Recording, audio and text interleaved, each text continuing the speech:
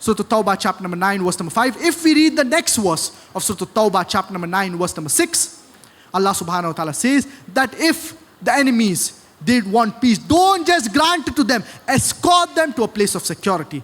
Today, the most generous army general, maximum he can tell the enemies is go away, you are free. But the glorious Qur'an goes a step further, and Allah subhanahu wa ta'ala says that do not just grant it to them, escort them to a place of security.